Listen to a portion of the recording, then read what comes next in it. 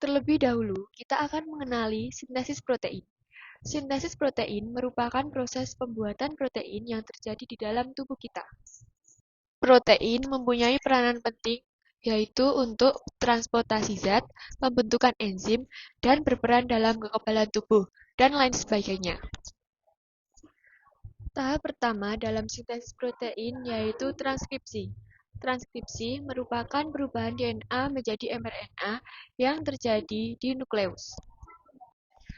Transkripsi dibagi menjadi 3 tahap. Yang pertama, inisiasi. Pada saat transkripsi, DNA yang dikandung di nukleus akan dihampiri RNA polimerase. Kemudian, inisiasi terjadi saat RNA polimerase melekat pada daerah promotogen. Lalu, RNA polimerase akan membentuk mRNA melalui cetakan DNA template. Kita akan menyusun mRNA sesuai dengan tabel yang tersedia.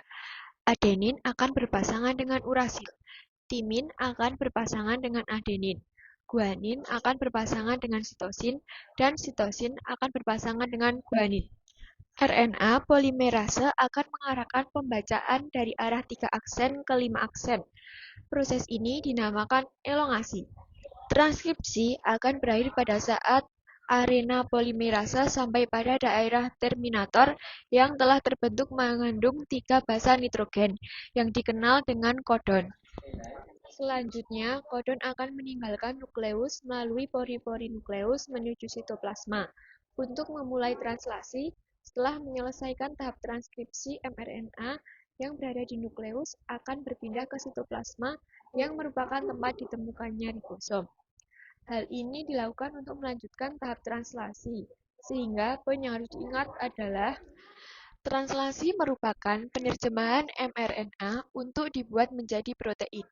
Hal yang harus diingat juga dalam translasi adalah pairing rules, atau aturan memasangkan basa nitrogen pada translasi A pada mRNA akan berikatan dengan U.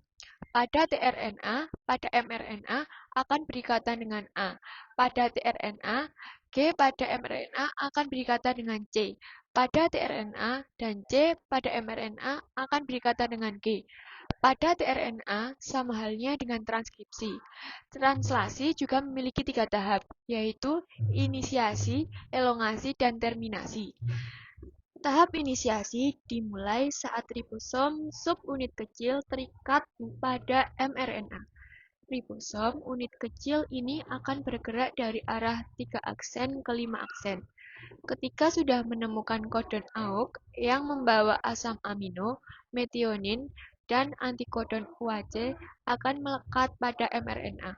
Kemudian setelah tRNA terikat pada mRNA, maka ribosom subunit besar akan datang dan terikat dengan ribosom subunit kecil. Untuk melengkapi proses inisiasi, ribosom subunit besar memiliki 3 daerah.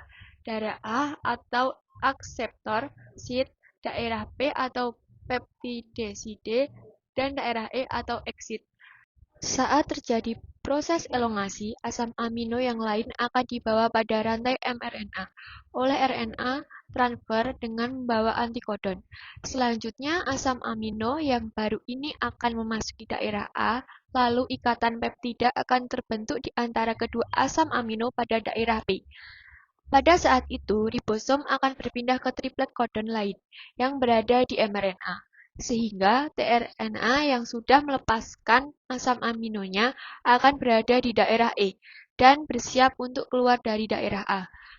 Bersiap untuk ditempati tRNA yang baru. Siklus ini akan terus berulang sampai pada tahap terminasi.